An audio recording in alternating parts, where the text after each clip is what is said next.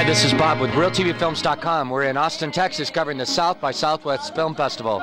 We've got the director of Iibid, Russ Iibid. Yes. I bid you adieu. Yeah, I bid you too, man. Russell Friedenberg. Pleasure to meet you, sir. Pleasure to meet you. Tell us a little bit about this movie and the whole process of getting it here. Well, the film is about two men that escape from a mental institution, believe they've been sent on a mission by God to write the last chapter, or the last commandments, because the world's coming to an end. Right. It's sort of a apocryphal journey through time and through their own history, because it becomes a self-revelatory journey as their madness accrues and as the journey gains mass and as the narrative gets tighter. You realize that this is actually a journey back into their history, into their past, into what they did to get them incarcerated as children into this particular institution. That's very interesting. Now, you were the writer-director? That's correct. Okay, so you wrote this story. Where did the story come from?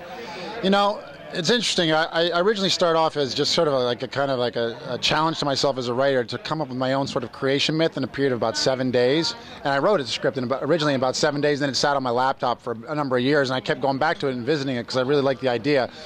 But the idea was to sort of look at the two sides of man, the cerebral, intellectual side of man and the emotional side of man, and put these two in a setting where they would sort of like be compacted into foils for one another. Right. And I thought, well, you know, in a world gone mad, who's to say who's crazy? So I really like the idea of this institutional setup, and then to take them out into the world and see how, in their own madness, were they crazier than the world that they were actually going into. So I like the sort of idea of, you know, this madness compressed against a world that's gone crazy. Right. Yeah. Now, God, anytime you start talking about God, it brings up different impressions from depends on who you're talking to. Right. How did you, was that hard to address that whole thing, or do you have your one idea of what God's about? Well, you know, the idea of God is, I mean, whether it's an anthropomorphic male God who's, you know, sitting up on high with his not long white beard sort of representing the patriarchy of society, or if it's your idea of spirit and love, God is whatever it is. But in this particular storyline, God is in the guise of a character named Don, who's a cosmic cowboy. And some sort of comes in a visionary sense to Lionel, the protagonist of the story, and sends him on his journey. And he's there, he's a duplicitous character. He drives him forward in this narrative, but you never know if he's for his best interests or worst interests. Right. So he sort of rides the line as a threshold guardian that way. Right. Yeah. Now, we met God. Right. You know what I'm talking about. Yeah, I do exactly What beer was God on? Right. No, God was a very nice man. But what a joy, because he was the father of one of the producers, correct? Yeah, no, my wife Heather, who's a producer and also acts in the film, it's her father, so God is my father-in-law. Shouldn't we all be so lucky? Yes. Say I have a direct connection to the source. Do you get to tell God what to do? I do, especially on holidays.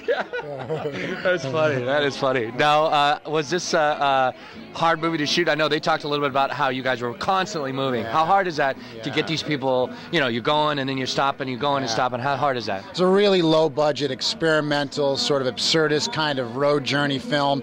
At its heart, it's a folk rock road movie. It's really got a great soundtrack by local musicians Travis Ward, Steve Fulton, and Paul Earps. It's really a rock and roll road show. It was difficult to make. We got interrupted in the production, which spanned about a year and a half, several times with other projects that actually paid. Yeah. You know, so you know. But that helps, right? In the long run. Right, yeah. So we're always defaulting back to Iibid, you know, and sort of that. So it really, you know, the characters aged a little bit through the journey, but I got haircuts a little bit. So, but for the most part, it was lovely. You know, it was an interesting project because I never got the opportunity to edit over a year and a half as we shot. And it's kind of like karmic yoga. You just move rocks from one space to another and then go, I'm going to move the rocks back over here now. You know? Yeah. Now, where did the name come from? I have a hard time pronunciating. I don't know why, but where did the name come from? Iibid is a literary allegory, and it means in the same place or referring to the same text.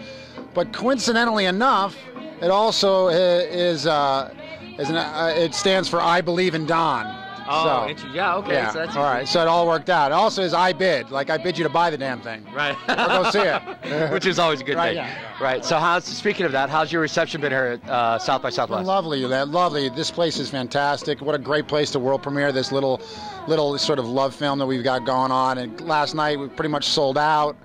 And we're just excited. You know, the feedback's been great and the audience has been great. And you know, the movie does challenge you. It's a cerebral film. It's not going to give it all to you. You know, you're going to have to sit there and wait for it to eke itself out through this journey, as it reveals itself to the characters. It reveals itself to the patrons.